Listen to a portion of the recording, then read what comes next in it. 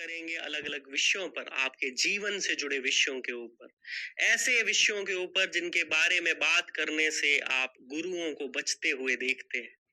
तो आचार्य जी, सबसे पहले तो आपका स्वागत करता हूं मैं एबीपी लाइव के इस मंच पर। और आपने हमें समय दिया, इसके लिए मैं बहुत शुक्रगुजार हूँ। तो ये वेदांत आखिर होता क्या है, हमारे दर्शक जो जानना चाहेंगे, अगर मैं बताऊंगा तो मैं शायद ठीक से एक्सप्लेन ना कर पाऊं।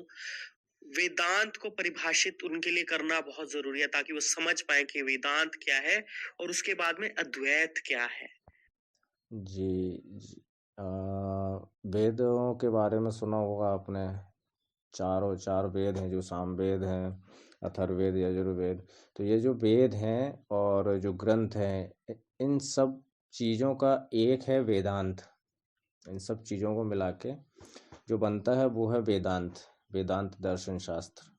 और दूसरी जगह ये है कि जो हमारे गुरु, जो लोग आते हैं, जो बाबा लोग हैं, जो आजकल चैनल में जितने भी हिंदू राष्ट्र सनातनी हैं, इन सबको मिला के जो एक केंद्र बनता है वो है वेदांत। जैसे सनातनियों की पुस्तक है उपनिषद। उस उपनिषद में सिर्फ भगवत गीता है और दूसरा है ब्रह्म सूत्र। ये दो चीज़ों का वर्णन है उपनिषद में। हम्म। अब जैसे भारत में कई जगह देखा होगा, लोग खुद को हिंदू बताते हैं कि हम हिंदू हैं। जैसे हम आपसे पूछते हैं कि आप कौन हैं, आपने बोला हम हिंदू हैं, सनातनी हैं, ब्राह्मण हैं। तो आपने खुद की केंद्रीय पुस्तक नहीं पढ़ी। हम्म। और ना उन लोगों को अपना केंद्रीय दर्शन पता है, और वो है वेदांत। उस जगह भी वेदांत ही आता है। हिंदू होना कोई छोटी मोटी बात नहीं है। अगर आप हिंदू हैं तो वेदांत ही आपको पढ़ना चाहिए। देखिए, राम है कि नहीं है, भगवान है कि नहीं है, देवियाँ कोई हैं कि नहीं है, शंकर है कि नहीं है, गीता क्या है, रामायण क्या है, कुरान भी क्या है, और ये सब चीज़ हैं भी कि नहीं है, आप हैं भी कि नहीं हैं, ये सारी चीज़ों का एक है, वो है वेदांत।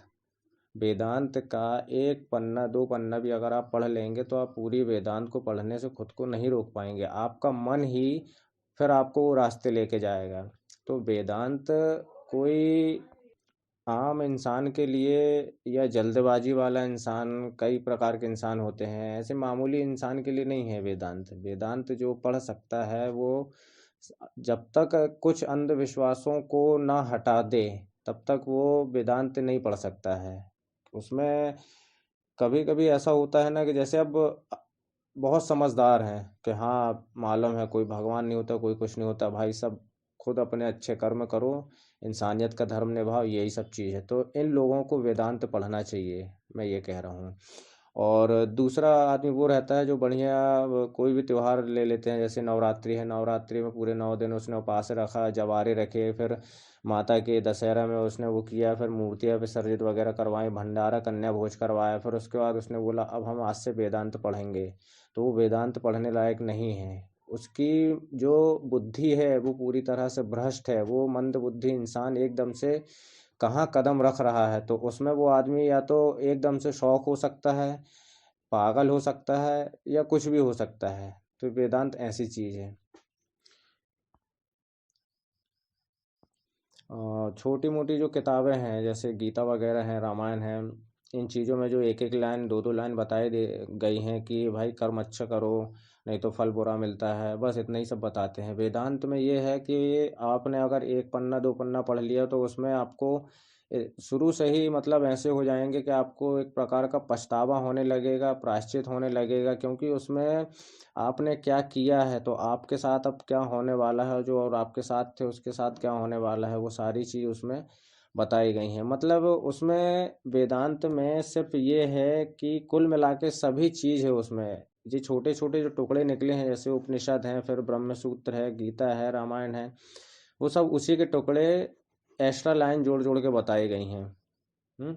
रामायण में राम के बारे में बता दिया, राम थे, ऐसे थे, वैसे थे, सीता हरण हुआ था, बाकी कोई सबूत प्रूफ है ही नहीं है ना, मिले आज तक।